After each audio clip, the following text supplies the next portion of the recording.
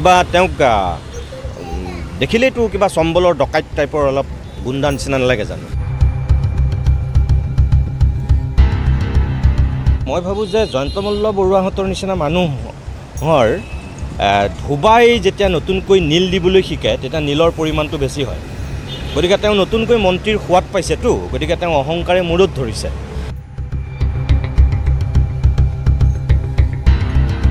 এই যে নতুনকৈ মন্ত্ৰিত্বৰ সোৱাদ লাগিছে, গতিকে ক্ষমতাই মূৰত ধৰিছে, ক'ব নোৱাৰা হৈ উৰি আছে।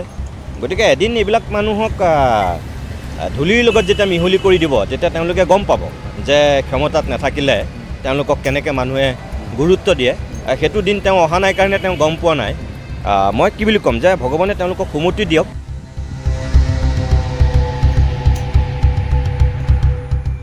জয়ন্ত মল্ল বৰুৱাৰ যদি স্মৃতিশক্তি ঠিকে আছে, এই ডেভিড আৰু গুলিয়াথৰ সাধুটোলৈ মনত পেলালেই হ'ল।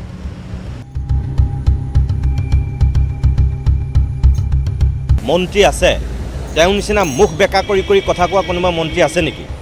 তেওঁ যিটো শাৰীৰিক অৱয়ব, যিটো তেওঁ বডি লেংগুৱেজ, সেইটো দেখিলেই মানুহ দেখোন বিৰক্ত হৈ যায়। তেওঁ গাত না শিষ্টাচাৰ আছে, না তেওঁ গাত কিবা মানুহৰ সেই ভদ্ৰতাৰ গুণখিনি মানুহে দেখিবলৈ পায়। আচলতে এইটো অসমৰ কাৰণে খুব দুৰ্ভাগ্যজনক যে এগৰাকী দায়িত্বশীল মন্ত্ৰীয়ে এগৰাকী সাংবাদিকক কেনেকৈ সম্বোধন কৰিব লাগে সেইখিনি শিষ্টাচাৰো নাজানে, সেইখিনি সৌজন্যতাবোধো তেওঁলোকৰ নাই।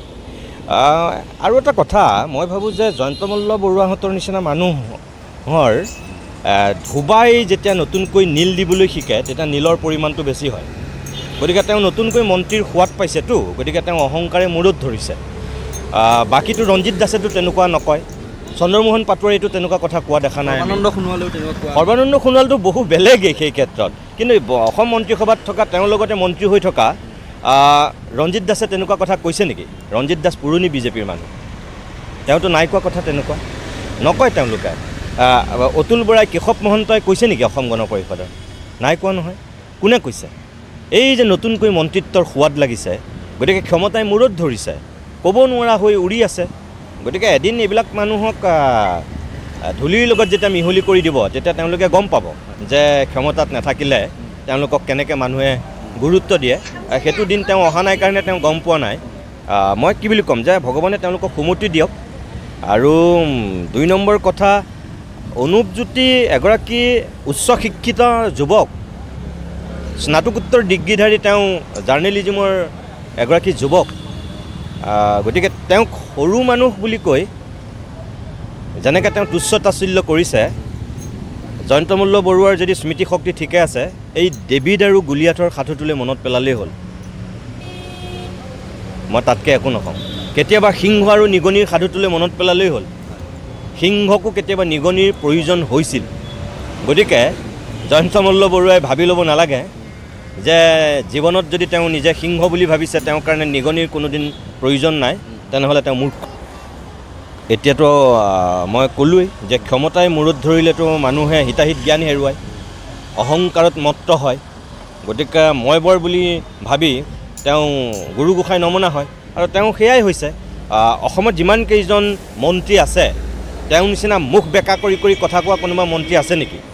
তেওঁ যিটো শাৰীৰিক অৱয়ব, যিটো তেওঁ বডি লেংগুৱেজ, সেইটো দেখিলেই মানুহ দেখোন বিৰক্ত হৈ যায়। তেওঁ গাত না শিষ্টাচাৰ আছে। দিয়ক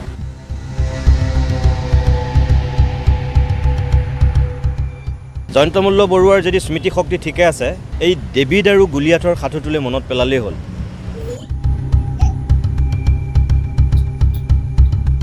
মন্ত্ৰী আছে, তেওঁ নিচিনা মুখ বেকা কৰি কৰি কথা কোৱা কোনোবা মন্ত্ৰী আছে নেকি? তেওঁ যিটো শাৰীৰিক অৱয়ব, যিটো তেওঁ বডি লেংগুৱেজ, সেইটো দেখিলেই মানুহ দেখোন বিৰক্ত হৈ যায়। তেওঁ গাত না শিষ্টাচাৰ আছে, না তেওঁ গাত কিবা মানুহৰ সেই ভদ্ৰতাৰ গুণখিনি মানুহে দেখিবলৈ পায়।